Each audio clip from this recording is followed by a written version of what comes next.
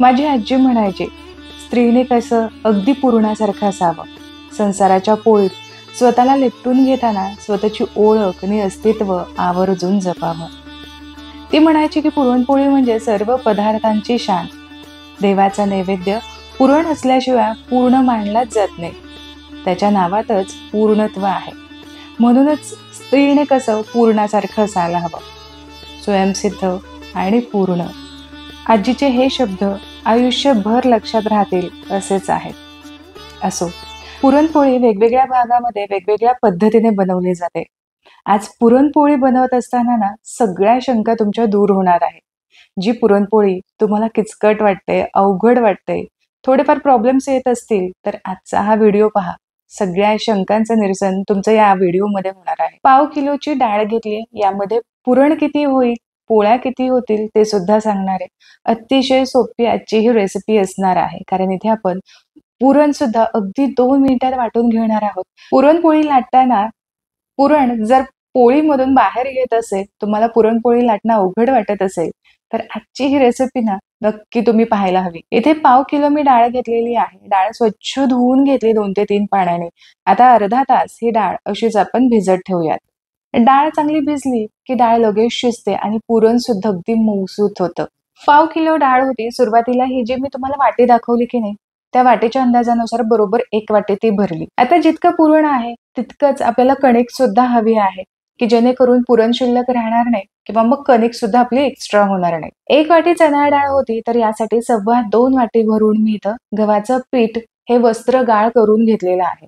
चांगलं चाळून ते घ्यायचंय, म्हणजे मग पोळ्या सुद्धा मस्त होतात. पिठामध्ये अंदाजे मीठ टाकून घेतलं. आता पुरणपोळी करत असताना फक्त पिठामध्ये जर तुम्ही डायरेक्ट हळद घातली तर असे पिठामध्ये पॅचेस येतात हळदीचे आणि खूप डार्क रंग सुद्धा येतो. याऐवजी असं पाण्यामध्येच आपल्याला हळद मिक्स करून घ्यायची, म्हणजे मग एकसारखी अशी पिठाला लागली सुद्धा जाते आणि कुठे आधीमध्ये असे पॅचेस सुद्धा येत नाहीत. अशा छोट्या छोट्या टिप्स ना मी तुमच्यासोबत खूप साऱ्या व्हिडिओच्या दरम्यान शेअर केलेल्या आहेत. यामुळे व्हिडिओ अजिबातच तुम्ही स्किप करू नका. आता पुरणपोळी करायचं म्हटल्यावरती मैद्याचा वापर करावा लागतो. तर इथे आपण अजिबात मैद्याचा सुद्धा वापर नाही करणार आहोत. तर इथे आपण पूर्णपणे गव्हाच्या पिठाच्याच या पुरणपोळ्या असणार आहेत. फक्त हे गव्हाचं पीठ तुम्ही वस्त्रगाळ करून घ्या किंवा मग जी मैद्याची चाळण असते की नाही त्याने 2 वेळा पीठ चाळून घ्यायचं. तसं तर कोंडा काढायला नको, पण तरी सुद्धा जर सुबक तुम्हाला सुंदर अशा पुरणपोळ्या हव्या असतील की नाही तर मात्र पीठ चांगलं चाळूनच घ्यावं लागेल. आता नेहमीप्रमाणेच आपण जशी कणिक मळतो चपातीसाठी त्याच पद्धतीची तितपतच खूप पातळही नाही खूप घट्टही नाही अशी आपल्याला कन्सिस्टन्सी इथं कणकेची ठेवायची आहे. इथे कणिक मळून झाली. आता अजिबात याला तेल लावायचं नाही. तेल जेव्हा तुम्ही कणकेला लावता तेव्हा तेल हे पिठाच्या कणांमध्ये जाऊन बसतं आणि यामुळे मग जो ग्लुटन जे आहे आपल्याला, जे अगदी पीठ अगदी खेचल्यासारखं हवं आहे, ते इथे खूप प्रोसेस त्याची मंदावली जाते. यामुळे आपल्याला काय करायचं, यामध्ये अजिबात तेलाचा सध्या तरी वापर करायचा नाही. आता इथे एखादं सुती मलमलचं कापड घ्यायचंय आणि याची अशी पुचुंडी बांधून घ्यायची किंवा गाठ बांधून घ्यायची. तर अशी गाठ बांधून घेतली की यामध्ये आपल्याला भरपूर पाणी घालायचंय. तेलामध्ये कणिक भिजवण्यापेक्षा असं पाण्यामध्ये तुम्ही भिजवाल तर ती पौष्टिक सुद्धा होईल. तेल सुद्धा खूप आपल्या शरीरामध्ये जाणार नाही आणि जशी सुबक सुंदर अतिशय पातळ तरी सुद्धा मस्त गुबगुबीत अशी पुरणपोळी जी असते ना ती या कणकेमुळे नक्कीच होईल. सुरुवातीला आपण जी चणा डाळ भिजत घातली होती बरोबर अर्धा तास झालेला आहे. आता कुकरच्या भांड्यामध्ये पूर्ण ही डाळ पाण्यासकट काढून घेऊ. आता पुरण शिजवत असताना कुकर थोडासा मोठा घ्यायचा. इथे मी 5 लिटरचा कुकर घेतलाय. यामध्ये भरपूर पाणी घालायचं, म्हणजे तुम्हाला जर येळवणी हवी असेल आमटीसाठी ना तर भरपूर पाणी घालायचं. येळवणी नको असेल फक्त डाळीच्या वरती अर्धा बोट आपल्याला पाणी घालायचं. आता पुरणाला छान रंग यावा यासाठी 1/2 चमचा भरून यामध्ये हळद घातली. पूर्णपणे ऑप्शनल आहे, नाही घातली तरी सुद्धा चालेल. आता यामध्येच आपल्याला अगदी चिमूटभर मीठ घालायचंय. तसं तर पुरण गोड असतं, पण गोडीमध्ये थोडंसं मीठ गेलं ना की मग ते आणखीन त्याची गोडी छान वाढली जाते. आता यामध्ये अगदी जो पोह्याचा चमचा असतो तो चमचाभर तेल आवर्जून घालायचं. तेल घातलं की पुरण छान मऊसूत शिजलं जातं आणि छान पुरण होतं. मध्यम आचेवरती कुकरच्या 4 शिट्ट्या मी इथं करून घेतलेल्या आहेत.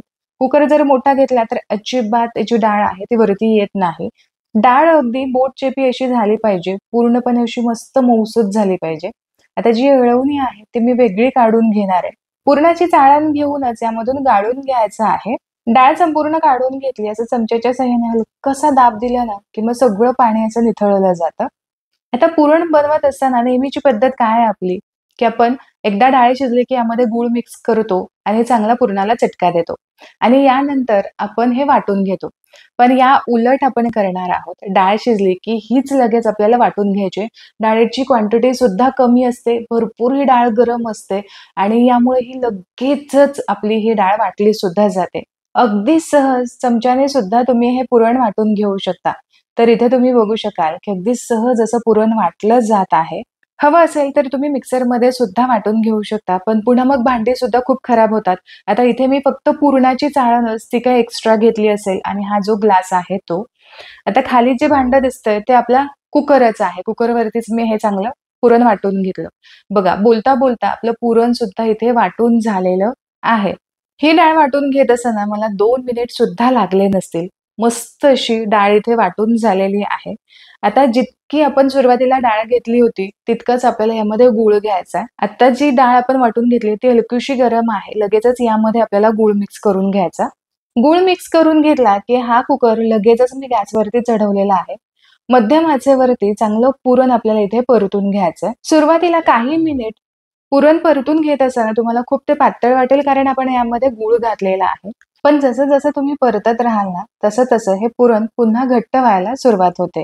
तर इथे तुम्ही बघू शकता, एकूण एक 15 मिनिटांमध्येच पुरण छान इथे तयार झालेलं आहे. पुरणची कन्सिस्टन्सी जी आहे ती थंड झाल्यावरती आणखीन थोडीशी दाटसर होते. यामुळे या स्टेजला आपल्याला गॅसची फ्लेम बंद करायची आणि दुसरी ओळखण्याची पद्धत म्हणजे हा चमचा पुरणामध्ये रोवल्यानंतर असा उभा राहायला हवा. याचाच अर्थ आपलं पुरण परफेक्ट असं तयार झालंय. पुरण थोडंसं थंड झालं, की यामध्ये आपण घालणार आहोत सुंठ पावडर. अर्धा चमचा सुंठ पावडर घातली आणि पाव चमचा वेलची पावडर घालायची किंवा याऐवजी जायफळची पावडर तुम्ही इथे घालू शकता. घातलेलं हे साहित्य पुरणामध्ये मिक्स करून घ्यायचं आणि हे पुरणपोळी करत असताना संपूर्णपणे थंड करून घ्यायचं. आता पुरण जोपर्यंत थंड होतंय तोपर्यंत कणिक तिंबून घेऊ. फार तर फार पुरण अर्धा तासामध्ये तयार होतं किंवा यापेक्षा सुद्धा कमीच वेळ लागतो. अर्धा तास मी हे पीठ असंच पाण्यामध्ये ठेवलं होतं. पाण्यामधून काढून घेऊयात आणि थोडंफार यामध्ये जर तुम्हाला असं पाणी वाटत असेल वरती, तर ते पाणी हलक्या हाताने दाबून पिळून काढायचंय. आता हे खाली जे शिल्लक राहिलेलं पाणी आहे, हे तुम्ही झाडाला सुद्धा ओतू शकता. यामधलं पाणी काढून घेतलं आणि त्याच भांड्यामध्ये आपण कणिक सुद्धा तिंबून घेणार आहोत. कमीत कमी भांड्याचा इथे कसा वापर करता येईल, हे सुद्धा मी आजच्या या व्हिडिओमध्ये टिप म्हणून तुम्हाला सांगत आहे. कारण पुरणपोळी म्हटल्यावरती खूप भांड्यांचा राडा होतो. आता हलकसं चिकट हे पीठ मला जाणवतंय, पण हे अजूनही आपल्याला तिंबवून घ्यायचंय. तर यासाठी पीठ तर चांगलं भिजलेलंच आहे. पण आत्ता तेलाचा इथे वापर करून पुन्हा पीठ थोडा वेळ आपल्याला तिंबवून घ्यायचंय, मळून घ्यायचंय. तर साधारण सुरुवातीला पोह्याचे 2 छोटे चमचे भरून मी तर तेल यामध्ये घातलं आणि हे तेल आपल्याला चांगलं या पिठामध्ये मुरवून घ्यायचंय. साईडला वाटीमध्ये जे मी तेल घेतलेलं आहे, ते आपल्या किटलीमध्ये जी पळी असते, ती 2 पळी भरून मी तेल घेतलंय. या 2 पळीमध्ये संपूर्ण पुरणपोळी मी करणार आहे. यामुळे पुरणपोळी बनवण्याची ही जी पद्धत आज मी तुमच्यासोबत शेअर करतेय, यामध्ये कमीत कमी तेलाचा वापर आपल्याला इथे करता येतो. आता अगदी पाव-पाव चमचाच आपल्याला यामध्ये तेल घालायचं आणि थोडं-थोडं तेल घालून आपल्याला चांगली ही कणिक तिंबवून घ्यायची. ही प्रोसेस आपल्याला कमीत कमी 4 ते 5 वेळा करायची आहे. पुरणपोळीची ही कणिक मी चांगली इथे तिंबवून घेतलेली आहे. मस्त यामध्ये ग्लुटन तयार झालेलं आहे. चांगलं हे खेचलं जातंय. याचाच अर्थ आपलं कणिक इथे परफेक्ट असं मळून झालेलं आहे. आता हे अगदी कोरडं पडू नये म्हणून फक्त कणकेला वरून थोडंसं तेल लावून घ्यायचंय की जेणेकरून ही कणिक अजिबात कोरडी पडणार नाही. ही कणिक मळून घेण्यासाठी मला पोह्याचे फक्त 4 चमचेच तेल लागलं. जोपर्यंत आपण कणिक मळून घेतली तोपर्यंत पुरण सुद्धा चांगलं थंड झालेलं आहे. आता पुरणपोळी लाटायला घेऊ.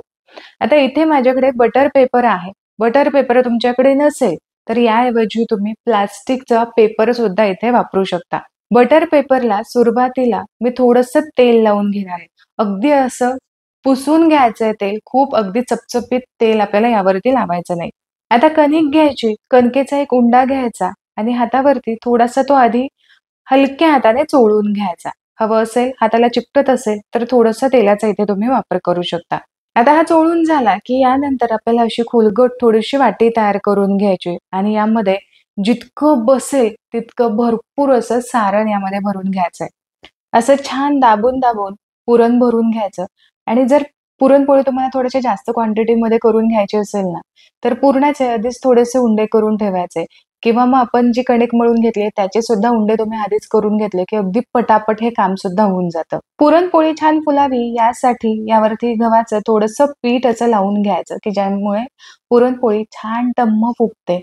आता हा जो उंडा आहे तो छान अशा पद्धतीने बंद करून घ्यायचा. एक्स्ट्राची जी पिठी आहे ती काढून घ्यायची. कणिक थोडंसं कमी ठेवायचं आणि पुरण मात्र भरपूर पुरणपोळीमध्ये असायला हवं.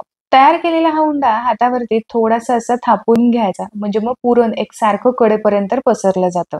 बटर पेपरवरती हा पुरणाचा उंडा ठेवला. आता इथे प्लास्टिकचं शीट घेतलंय. दुधाची, तेलाची पिशवी तुम्ही इथे घेऊ शकता. याला थोडंसं तेल लावून घ्यायचं किंवा बटर पेपर सुद्धा तुम्ही दोन्ही साइडने वापरू शकता. तेल लावून सगळ्या बाजूनी पसरवून घेतलं म्हणजे अगदीच तेल थोडंसं पुसून घ्यायचं. खूप जोर देऊन पुरणपोळी थापायची नाही. आता दोन्ही जे पेपर आहेत ते अशा पद्धतीने तुम्ही गोल-गोल फिरवत पुरणपोळी एकसारखी अशी करून घेऊ शकता. आता इथे मी हातानेच पुरणपोळी पसरवून घेतेय, पण तुम्हाला जर हवं असेल तर इथे तुम्ही लाटण्याचा सुद्धा वापर करू शकता. लाटून सुद्धा परफेक्ट अशी पुरणपोळी होते. असं सगळ्या बाजूने हात फिरवून घेतला, की लगेच लक्षात येतं कुठं पुरणपोळी जाड राहिलीये, कुठे पातळ राहिलीये, हे लगेचच समजलं जातं.